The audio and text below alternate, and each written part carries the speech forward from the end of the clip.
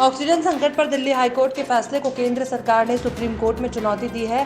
Covid मरीजों के इलाज के लिए ऑक्सीजन आपूर्ति पर दिए गए निर्देश का अनुपालन नहीं करने को लेकर दिल्ली हाईकोर्ट द्वारा जारी अवमानना के नोटिस के खिलाफ केंद्र ने सुप्रीम कोर्ट का रुख किया है।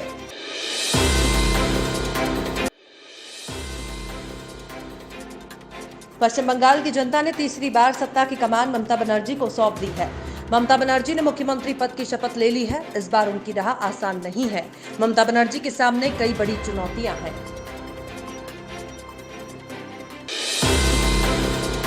शपथ लेने के बाद ममता बनर्जी ने सबसे पहले कहा कि उनकी प्राथमिकताओं में कोरोना के खिलाफ जंग है। इसके साथ ही नवागत सीएम ने कहा कि बंगाल में अब हिंसा की घटनाओं को बर्दाश्त नहीं किया जाएगा।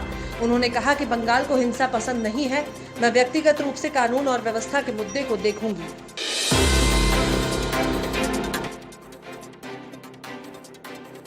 पांच राज्यों में विधानसभा चुनाव खत्म होते ही पेट्रोल डीजल की कीमतों में बढ़ने का दौर शुरू हो गया है। लगातार दूसरे दिन पेट्रोल डीजल के दाम बढ़े हैं। दिल्ली पेट्रोल 19 पैसे और डीजल 21 पैसे प्रति लीटर महंगा हुआ है।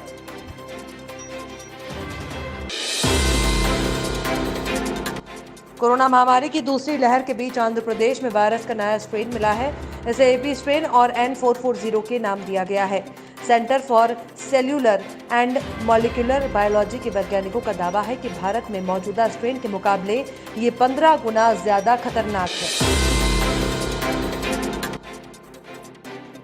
दक्षिण भारत में अब तक कोरोना के 5 वेरिएंट मिल चुके हैं। इनमें एपी स्ट्रेन आंध्र प्रदेश, कर्नाटक और तेलंगाना में तेजी से फैल रहा है। इसका असर महाराष्ट्र में भी देखा गया है।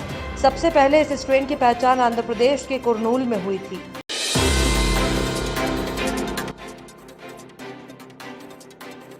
कोरोना के बढ़ते कहर के बीच उत्तर प्रदेश में एक बार फिर से लॉकडाउन बढ़ा दिया गया है। अब यूपी में 10 मई को सुबह 7 बजे तक लॉकडाउन रहेगा। इससे पहले उत्तर प्रदेश में लगाया गया आंशिक कोरोना कर्फ्यू 6 मई को सुबह 7 बजे तक बढ़ा दिया गया था।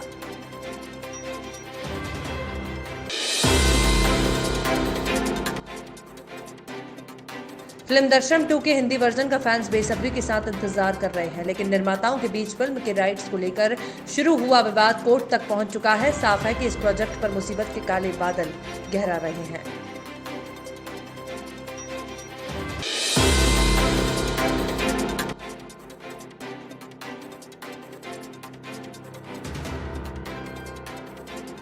बॉलीवुड और पॉप सिंगर लकी अली के निधन की खबरों को एक्ट्रेस नफीसा अली ने खारिज किया है। उन्होंने कहा कि वो ठीक हैं और उन्हें कोरोना संक्रमण नहीं हुआ है। वो अपने परिवार के साथ फार्म हाउस पर हैं।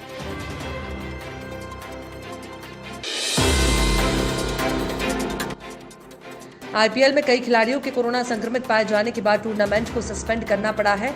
अब चेन्नई सुपर किंग्स के बल्लेबाजी कोच माइक हसी कोरोना संक्रमित मिले हैं। हसी के संक्रमित होने की रिपोर्ट मंगलवार को आई।